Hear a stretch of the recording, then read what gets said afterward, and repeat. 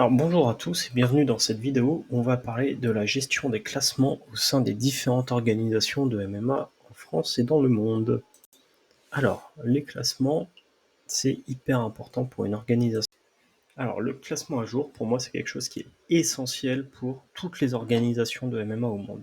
Donc déjà, pour plein de raisons. La première, c'est la transparence et la crédibilité. Donc ça permet clairement au public de savoir qui est dans un top 15 ou qui est dans un top 10, ainsi que sa position.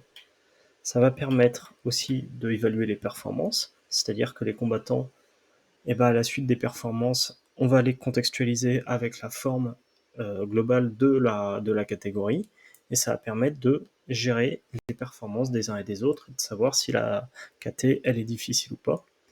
Ça va permettre une équité dans les compétitions, c'est-à-dire que grâce à un top 10 ou un top 15 maintenu à jour, ça permet de justifier les combats pour le titre, ça permet d'éviter comme certaines orgas où on a des inconnus qui débarquent pour venir taper pour des ceintures.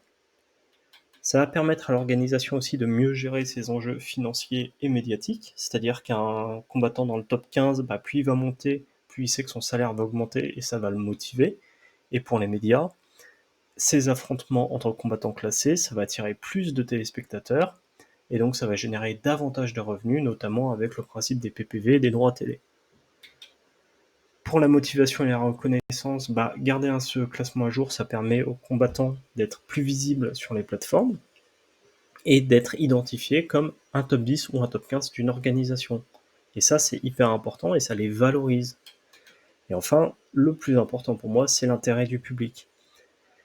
Ça va pousser la hype du public de pouvoir suivre un combattant, de savoir comment il évolue dans le classement, les ascensions fulgurantes ou les chutes dramatiques.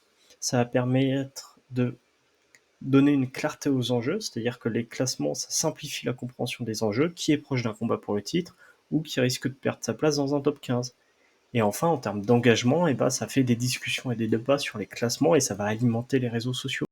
Après un combat, l'UFC, il y a toujours des débats millénaires sur non, il devrait passer top machin, il devrait passer machin. Et ça, c'est grâce à ce système de classement. Par contre, ce qu'il faut savoir, c'est que le revers des classements, c'est que c'est extrêmement complexe à maintenir et à mettre en place, parce que ça dépend de très très nombreux facteurs, et c'est très souvent sous le feu des critiques. Et il n'existe pas de système parfait à l'heure actuelle pour classer les combattants. C'est pas linéaire, c'est pas quelque chose qui est facile à faire. Et il y aura toujours quelqu'un pour dire ah je suis pas d'accord, lui c'est pas un top 3, c'est un top 4, c'est un top 5, machin machin. Et donc en parlant de ça, de la difficulté, on va regarder comment fonctionnent les classements à l'UFC. Donc l'UFC à sa genèse, c'était un système de tournois. Donc ça c'est dans les premiers tournois, donc c'est l'UFC 1. Il y avait un système de poule avec quart de finale, demi-finale, finale, et comme ça c'était réglé.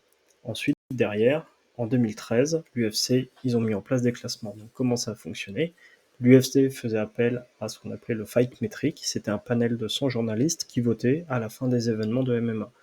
Alors l'événement de MMA avait lieu, on posait la question à 100 journalistes de comment vous voyez les évolutions du classement, on faisait la moyenne, et ça permettait de mettre à jour le classement. Le problème, c'est que 100 journalistes, c'était trop. Donc derrière, et c'est comme ça que ça fonctionne à l'heure actuelle, ils ont réduit ce panel. Donc l'UFC, à la fin d'un gala, ils appellent un monsieur qui s'appelle Monsieur K.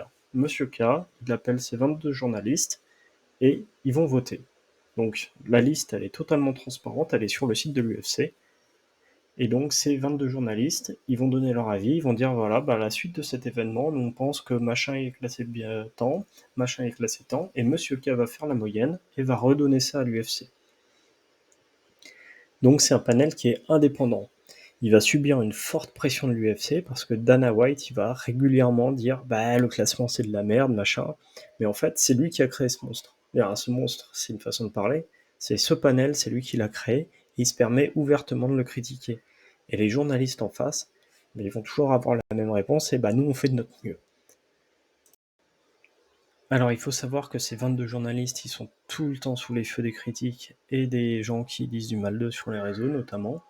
Donc vous allez retrouver là en haut, c'est un article de merde qui a été écrit par RMC Sport, comme quoi les mecs s'y connaissaient rien, alors que c'est totalement faux. Il faut savoir que les 22, ils sont H24 à regarder et à commenter du MMA.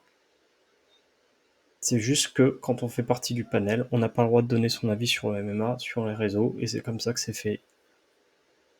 En bas, vous allez voir une des citations qu'un des mecs du panel a sorti, c'est les gars, ils savent qu'ils sont sous le feu des critiques, ils savent que les gens, ils ont tel et tel combattant qu'ils aiment bien, et qu'ils aimeraient aller voir plus haut dans les classements, et ils savent qu'ils font de leur mieux, et il faut savoir un truc, c'est que ces 22 journalistes, ils ont aussi leur biais, donc ils vont aussi des fois être influencés avec leurs propres croyances. Par exemple, Conan Nunu, ils ont tendance à favoriser un peu Max Holloway, mais ils font de leur mieux, et ils essayent vraiment de donner un avis strict et le plus impartial possible pour faire plaisir à ce sport.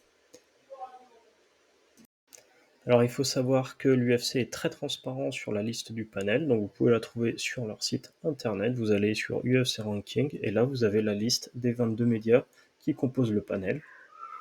Donc vous avez des cas comme Kononululu, où c'est des gens qui sont seuls dans leur coin, et qui vont faire le classement de façon le plus impartiale possible. Et vous en avez d'autres, c'est des groupes de journalistes où ils vont prendre un peu les informations des uns des autres, peut-être même regarder l'événement ensemble avant de réaliser le classement. Au PFL, donc ex-Bellator, dont je ne parlerai plus vu que ça a fini là début du mois. Donc au PFL, c'est assez simple, c'est un tournoi, donc c'est un tournoi avec, il y en a un par catégorie de poids, et c'est un tournoi à 8 personnes, avec des matchs à élimination directe. Le KSW a son propre système de classement aussi, donc c'est géré par les promoteurs et les organisateurs de l'organisation et par des consultants MMA, donc c'est un petit panel avec les promoteurs. Après chaque événement, ils se retrouvent entre eux et ils essayent de faire une mise à jour. Ils essayent également de tenir à jour leur classement, mais c'est pas toujours le cas. Alors en France, qu'en est-il de nos organisations? Et de mon point de vue, c'est un peu catastrophique quand même la situation. Si je prends par exemple le cas d'Ares, on va voir sur leur site internet uniquement le champion de la catégorie. Ensuite, le reste des combattants de la KT est jeté en vrac dedans. Et c'est pour ça qu'on va avoir des aberrations. Là, par exemple, c'est la carte de l'Ares 27, où face à Hogan, en title fight, on a eu l'arrivée de Rocha, un Brésilien, qui avait 0 combat dans l'organisation. Et donc son premier combat d'Ares, c'était pour une ceinture. Donc ça va pas participer à la popularité de l'organisation, parce qu'on va mettre un combattant sorti nulle part qui vient prendre une ceinture. Ça va même un peu dégoûter les combattants de la catégorie, et c'est vraiment les pires choix marketing et stratégiques, je trouve. Sur le 100% fight, pareil, on va avoir des catégories qui sont pas du tout tenues à jour. Là, on voit qu'il y a encore Norman Parisi qui est champion de la KT des moins de 84, alors que depuis, la KT elle a quand même un peu bougé. Donc voilà, je pense qu'il y a un vrai travail à faire côté français pour remettre à jour ces classements et tenir à jour nos classements. Voilà, c'est tout pour moi. Je vous souhaite à tous une excellente journée et à la prochaine vidéo.